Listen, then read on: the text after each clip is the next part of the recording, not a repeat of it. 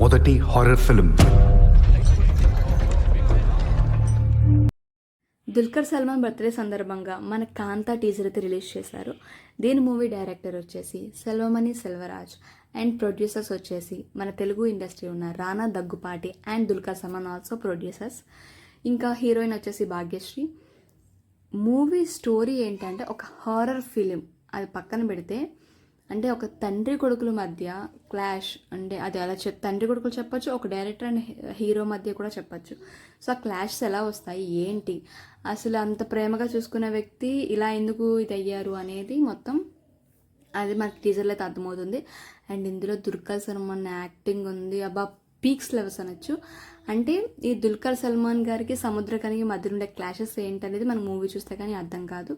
And మిర్రర్లో ఒక scene ఉందండి, అబ్బబ్బబ్బబ్బా అసలు నిజంగా నటుడు అంటే అదే అనిపించింది నాకైతే.